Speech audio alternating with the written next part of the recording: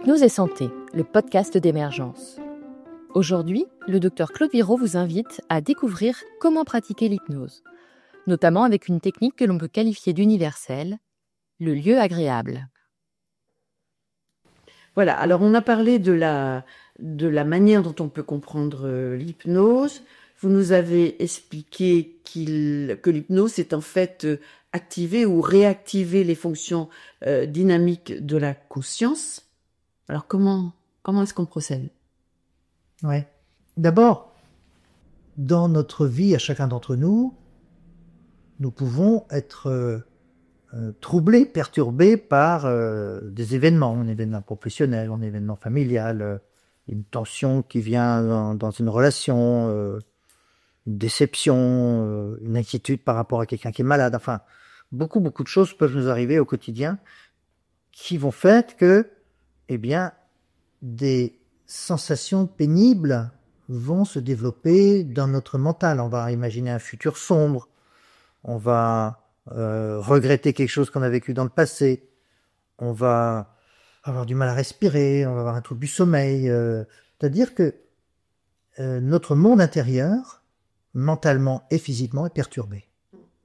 Et que on peut être, entre guillemets, envahi par cette difficulté. C'est-à-dire qu'elle est là tout le temps. On voudrait bien penser à autre chose, mais on n'y arrive pas. C'est là tout le temps. Et en fait, ces signaux, l'anxiété, le trouble du sommeil, les douleurs digestives, la peur, ce sont des signaux qui apparaissent comme pour nous signaler qu'il y a une difficulté dans notre vie et qu'on doit s'en occuper. Donc ces signaux sont précieux. Donc notre conscience risque ou peut-être va rester focalisée sur la difficulté. C'est intéressant que la conscience soit focalisée sur la difficulté parce que c'est aussi la manière dont elle va pouvoir mettre en route un processus de changement de guérison. Oui. On a évoqué une notion de traumatisme tout à l'heure. Maintenant, s'il y a eu un choc, c'est important que ces sensations, ces perturbations, que j'en sois conscient, que j'y pense, parce que c'est aussi un processus de traitement, en quelque sorte, qui est mis en route. S'il fonctionne, il fonctionne. Mais s'il fonctionne pas, je vais rester pris par cette difficulté. Emprisonné. Ouais. Alors, dans notre quotidien, quand on est pris comme ça par quelque chose qui nous trouble, voilà, je pense tout le temps à ce problème d'argent, ou je pense tout le temps à cette maladie qui a chez quelqu'un de ma famille, ou je pense tout le temps à la tension au boulot, je pense tout le temps. Chacun de nous sait bien que ce serait bien de pouvoir penser à autre chose. D'ailleurs, notre environnement dit, mais pense à autre chose. Il y a des choses qui sont bien dans la vie, des choses qui t'intéressent, tu as vécu des choses importantes, tu vas aller faire des choses intéressantes, tu as des collègues avec qui c'est bien. De temps en temps, tu pourrais penser, oui, mais j'arrive pas à penser à autre chose. C'est-à-dire, j'arrive pas à me projeter dans une autre situation. Alors, cette difficulté, ou plutôt cette capacité à se projeter dans notre lieu, on va l'activer en hypnose. Je vais raconter une histoire. C'est une histoire qui a quelques années et qui m'a appris beaucoup de choses. D'ailleurs, ce sera le cas de beaucoup des histoires que je raconterai, puisque ce sont mes patients qui m'apprennent beaucoup mon travail. Et comment on peut utiliser l'hypnose. C'est un monsieur qui a une quarantaine d'années, qui est ingénieur, et qui a des migraines depuis 15 ans. Des migraines très violentes. Et très fréquentes. Tellement violentes et tellement fréquentes que pendant en moyenne 2 à 4 jours par semaine, il ne peut pas sortir de chez lui. Voilà donc un monsieur avec des migraines très très importantes. Il a pris bien sûr beaucoup de traitements, il a eu beaucoup de prise en charge, mais il n'y a pas eu beaucoup d'amélioration. Il a de la chance de travailler dans une entreprise avec qui ça se passe très très bien, c'est-à-dire que l'entreprise est très au courant de ses difficultés et lui dit, À partir du moment où tu arrives à faire les choses qu'on attend de toi, même si c'est dans des horaires différents, si c'est le week-end, on te garde. Donc c'est une vraie chance. Hein. Il aurait pu aussi perdre son travail, ce qui n'a pas été le cas. J'avais fait différentes séances d'hypnose avec lui, qu'on évoquera un peu plus tard, sans beaucoup de succès, 2 ou 3, je pense. Et puis, un jour, il vient, il me dit non, il n'y a pas d'amélioration. Je me souviens, c'était juste avant les fêtes de Noël. Vous allez comprendre pourquoi. Alors que je lui ai dit, en supposant que vous puissiez être dans un endroit qui vous soulage, c'est quoi l'endroit qui pourrait vous soulager? Dans quelle situation vous pourriez être soulagé? Alors, il est rentré à l'intérieur de lui, il a réfléchi, il a pris son temps, j'ai bien vu qu'il imaginait différentes situations. Il dit, il faudrait qu'il y ait de l'eau qui coule. De l'eau qui coule. Il me dit, oui, de l'eau fraîche qui coule sur ma tête. D'accord? Où est-ce que vous pouvez trouver de l'eau fraîche qui coule sur votre tête? Oh, il me dit, il y a longtemps, je suis allé en voyage et au cours d'une promenade, il y avait une cascade. Cascade avec de l'eau très fraîche qui tombait d'assez haut, avec un débit assez fort. Et je me souviens d'être allé dans la cascade, il y avait un endroit où il y avait de l'eau, un peu une sorte de réservoir ou de mini-piscine. Et l'eau était très bonne, c'était un pays où il fait chaud, très bonne. Et je me souviens d'être allé là, dans l'eau, et je me suis mis la tête sous la cascade. Et j'ai gardé ce souvenir de quelque chose d'extrêmement agréable, de frais, et à la fois j'étais dans l'eau chaude. Ça serait bien pour vous, ça, de pouvoir retourner dans cet endroit-là quand il y a une migraine. Ouais. Alors je lui dis, ok, on va utiliser cette mémoire pour faire la séance d'hypnose. Donc, je lui ai demandé de me décrire un peu plus le bassin, qu'est-ce qu'il voit, qu'est-ce qu'il entend, le bruit de l'eau, qu'est-ce qu'il ressent dans son corps, le chaud en dessous le cou et la fraîcheur au-dessus. Il se rappelle de l'odeur parce qu'il y avait l'odeur de l'eau, l'odeur des roches, mais aussi des arbres de la nature avec des odeurs assez intenses, agréables. Et dans l'hypnose, il est allé sous cette cascade pendant, toujours pareil, 10, 15, 20 minutes. Il est sorti de cette transe hypnotique en me disant « Oh, c'était vraiment très agréable. Très, très agréable. » Et puis il est rentré chez lui. Et il avait 2 semaines de vacances ensuite. C'est pour ça que je me souviens, c'était juste avant Noël. Donc, il était en vacances et je l'ai revu 3 semaines plus tard. Il me dit « Il s'est passé quelque chose de vraiment très, très, très, très étonnant. Depuis qu'il a fait la séance d'hypnose, il dort et il dort encore. Il me dit, c'est comme si j'avais des années de sommeil à récupérer. Il me dit, il y a eu des journées, je dormis 16 heures. Et ça a été comme ça pendant une dizaine de jours. Bon. Et puis, il me dit, depuis, j'ai pas eu de migraine. Ah bon? Ça vous étonne? Il me dit, c'est jamais arrivé que je puisse passer 3 semaines sans migraine. J'ai eu une fois comme ça un peu mal à la tête et je dis ouais, c'est vraiment très bien, très bien. Et il me dit, et c'est drôle parce que c'est maintenant que c'est comme si j'étais sorti de quelque chose, comme si je m'étais éveillé et je vous en ai pas parlé. Et c'est bizarre, je vous en ai pas parlé d'ailleurs. Il me dit, en fait, je me suis rendu compte que c'est apparu, les premières migraines sont apparues quelques semaines après que je sois arrivé en France. En fait, j'ai passé toute mon enfance jusqu'à 23 ou 24 ans dans un pays étranger. Je suis revenu en France, j'ai commencé à travailler. C'était pas très facile pour moi, je regrettais beaucoup d'avoir quitté mon pays, mais bon, il n'y avait pas de travail là-bas. Et j'ai trouvé un travail de bonne qualité ici, donc très bien. J'ai fait une famille, tout c'est très bien. Mais c'est comme si quelque chose à l'intérieur de moi n'avait jamais accepté. C'est maintenant que je dis ça.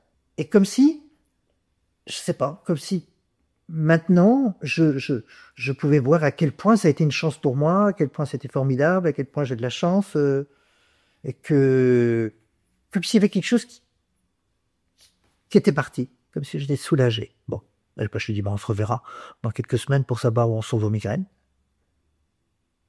Il me dit, quand je l'ai revu, il me dit, pour l'instant, ça va. C'est un monsieur que j'ai jamais revu, que j'ai jamais revu. J'ai seulement eu de ses nouvelles, comme souvent. C'est pour ça qu'il y a certaines histoires dont je peux parler.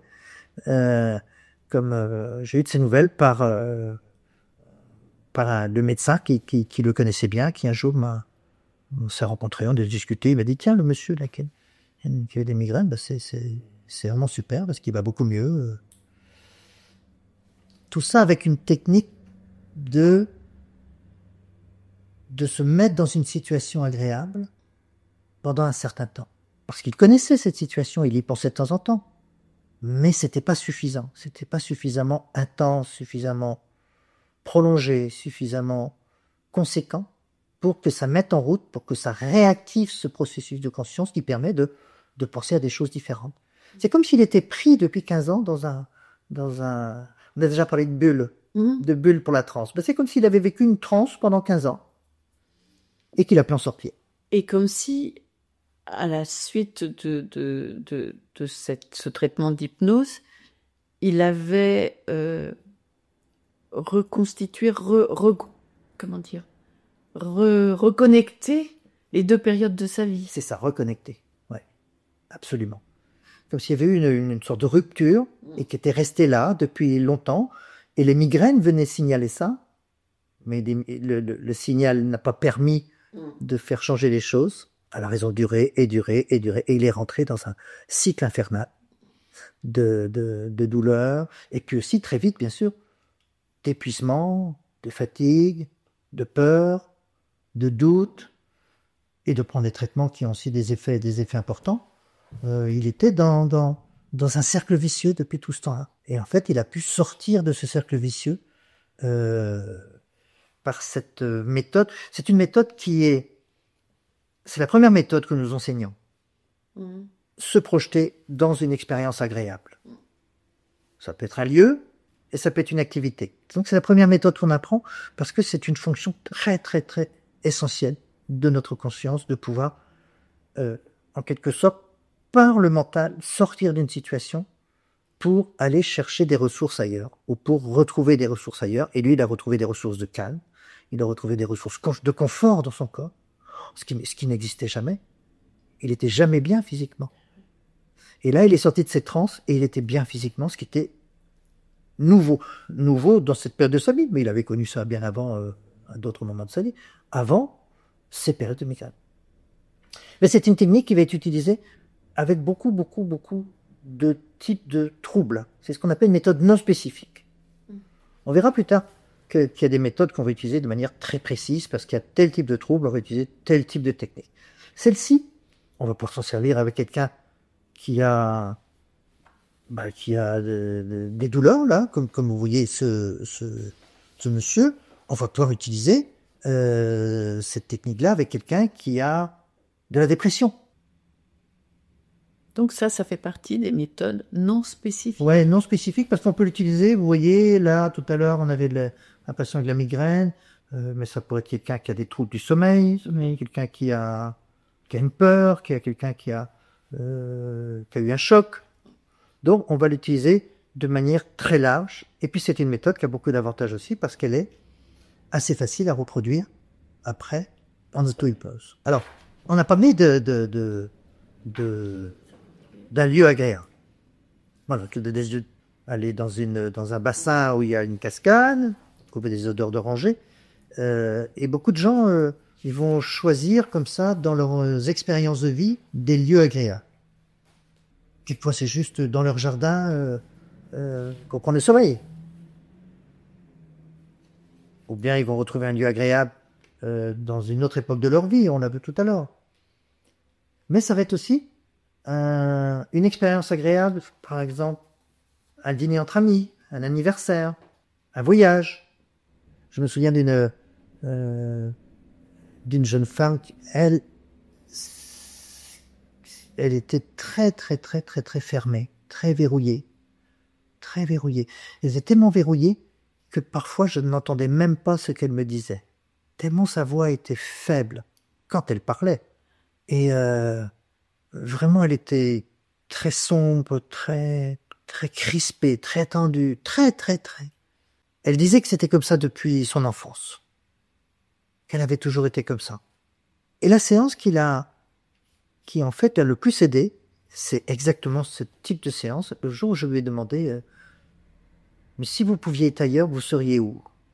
Et immédiatement, c'est venu tout de suite, et là, avec une voix beaucoup plus claire, elle me dit, je suis au Népal, sur un plateau de montagneux. J'ai fait un voyage là-bas il y a longtemps. Et sur ce plateau, il y avait un tout petit village avec des yourtes. Ce sont des gens qui m'ont accueilli de manière remarquable. Et je crois que c'est le plus beau moment que j'ai vécu dans ma vie. Alors on a utilisé son expérience pour retrouver ce lieu un peu magique pour elle et qui aurait été un peu compliqué pour d'autres. Elle était restée plusieurs jours avec eux. Et ça a été le moment le plus fort pour elle. Peut-être l'accueil, la générosité, la simplicité, le paysage, l'espace aussi. L'espace, elle avait besoin d'espace. Cet espace qu'elle n'avait pas à l'intérieur d'elle. Et souvent, quand les gens quand nous sommes crispés, tendus, fermés, on a envie d'aller quelque part, on respire. Je vais aller sur la plage à Saint-Malo, je vais aller respirer. Je vais aller à la pointe du Raz. Je vais aller en haut de la colline. Je vais en montagne. Je vais aller là où il y a de l'espace, de l'air. J'ai besoin de l'air. Alors d'autres personnes vont choisir plutôt une activité agréable. Alors, un tel va aller faire du bricolage pendant l'expérience hypnotique. Ou de la cuisine. Les gestes, les odeurs, la concentration, la joie, le plaisir de préparer quelque chose, puis de le partager. La cuisine, le jardinage, beaucoup de gens vont aller faire du jardinage en hypnose. Ranger, trier. Alors ça arrive aussi. Ça arrive aussi que des gens disent ouais, j'aimerais bien aller ranger des choses, mais c'est plutôt dans un deuxième temps. C'est plutôt après les séances d'hypnose que les gens vont dire c'est bizarre, depuis qu'on a fait la séance d'hypnose, j'ai une envie de ranger mon armoire, mon placard, ma cuisine, mon garage. Comme si, quand quelque chose se remet en mouvement à l'intérieur, eh bien, il y a besoin aussi de remettre de l'ordre à l'extérieur.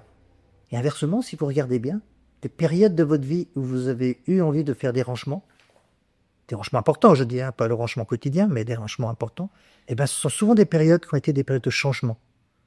Vous avez passé un cap, vous êtes en train de passer un cap. Donc, vous avez besoin de remettre de l'ordre, souvent de vous débarrasser de plein de choses qui sont des choses qui sont accumulées du passé. Un peu comme pour avoir de la place pour accueillir du nouveau.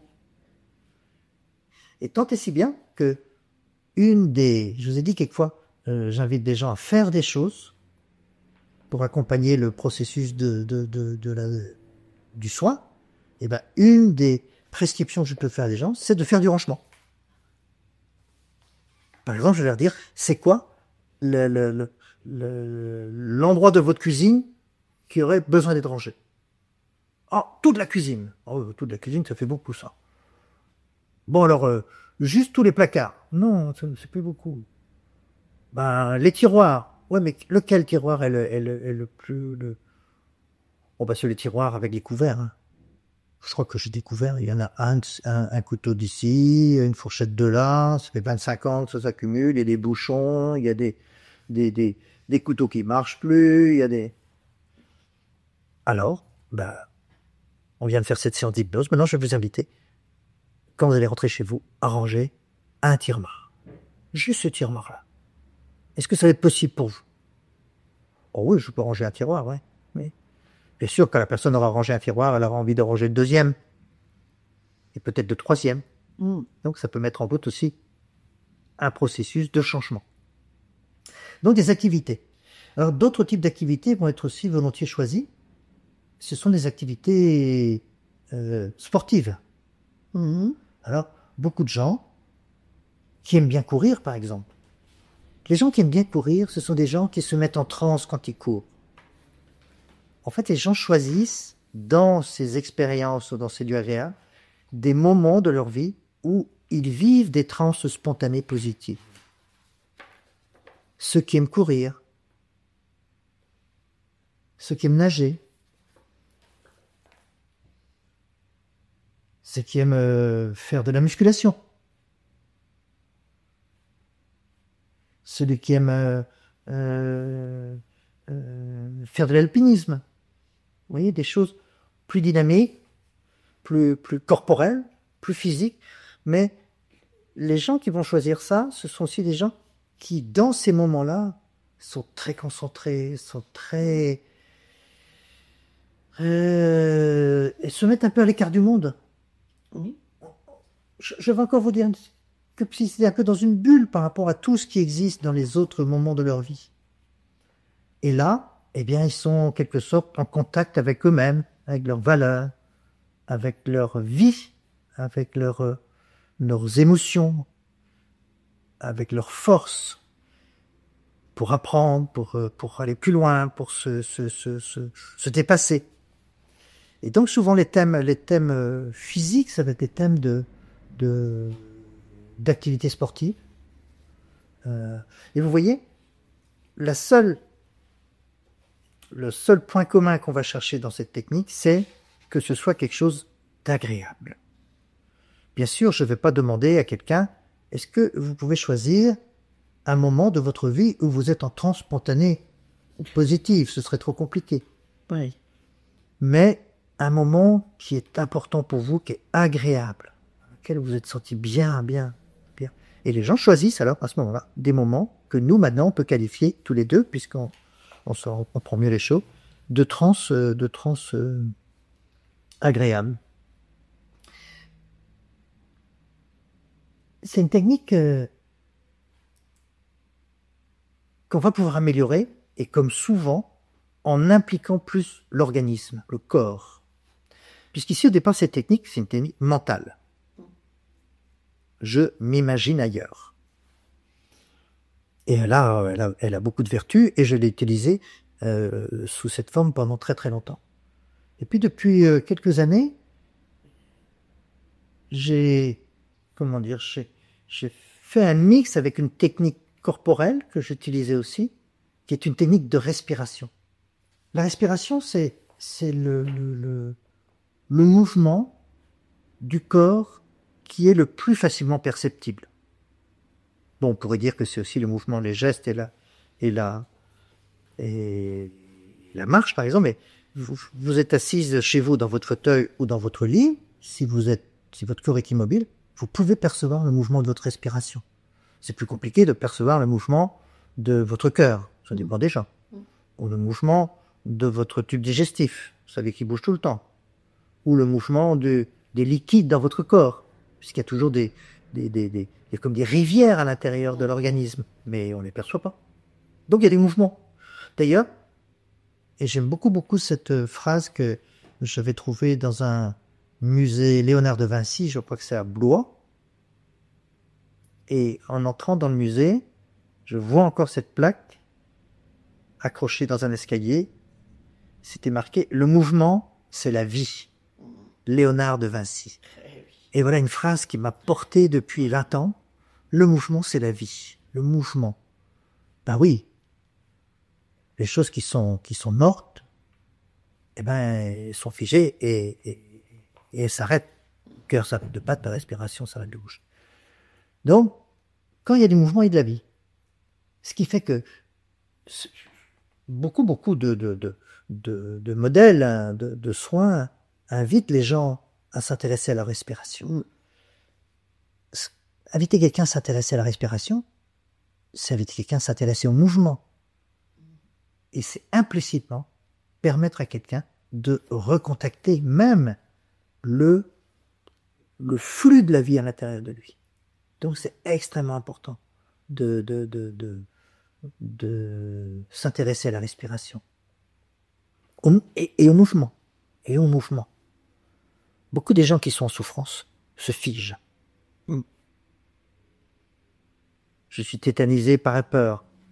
Mais en apnée. Je suis tout bloqué par le stress. je peux plus bouger par la douleur. Et la souffrance, la maladie, va très vite entraîner de l'immobilité. Et d'ailleurs, aujourd'hui, on s'est rendu compte que une bonne manière d'aider des gens dans les processus de guérison, quels qu'ils soient, c'est d'inviter les gens à bouger. À aller marcher, à aller courir, à aller nager, ceux qui peuvent. En tout cas, à bouger. Parce que le mouvement, mettre son corps en mouvement, ça va mettre des idées en mouvement, c'est un processus de régénération, le mouvement. Vous savez d'ailleurs que depuis peu de temps, depuis quelques années, à peine 2 ou 3 ans, pour certains types de pathologies, pour certains types de patients, la sécurité finance des séances de sport. Vous voyez à quel point on a pris conscience de l'importance du mouvement. Il n'y a rien de pire pour quelqu'un qui est dans une maladie corporelle ou mentale. Enfin, il n'y a rien de pire. C'est une mesure de protection élémentaire que chacun peut adopter, mais de rester enfermé chez soi, de s'isoler, de ne plus bouger dans sa chambre, après dans son lit. Et parce que rien ne bouge plus. Et si rien ne bouge plus, eh bien, il est difficile de mettre en route des facteurs d'amélioration, de guérison, qui vont accompagner les autres traitements. Et ça, c'est assez nouveau quand même, comme pratique. Par exemple, dans l'arthrose, dans le temps, on disait, les gens qui avaient de l'arthrose, on leur disait « reposez-vous ». Oui. Maintenant, on leur dit « bougez ». Oui. Pendant très très longtemps, on a préconisé l'immobilité. Oui. Le repos. L'immobilité. Par exemple, j'ai eu plusieurs entorses de cheville il y a très longtemps. Ah oui. Eh bien, j'en ai eu 3. Les 2 premières, on m'a mis des bottes plâtrées pendant plusieurs semaines. Donc, immobilité de la cheville. D'ailleurs, ça a des vertus curatives, certaines. Sauf que, eh bien, pendant plusieurs semaines, la cheville ne bouge plus, les muscles ne bougent plus, les ligaments ne bougent plus, le flux sanguin est différent, les flux neurologiques sont perturbés. Alors, ça permet à la cheville de se reposer, de se reconstituer, très bien, et très bien. Donc, ça a été utilisé très longtemps. Mais ensuite, lorsque la botte plâtrée est tombée, il faut faire une longue rééducation pour récupérer ce que savait faire la cheville avant, c'est-à-dire s'adapter au terrain mouvement, au terrain inégaux, avoir de nouveau la souplesse, la force. On avait parlé d'épaule tout à l'heure, on retrouve ici une cheville. Mais c'était un dogme.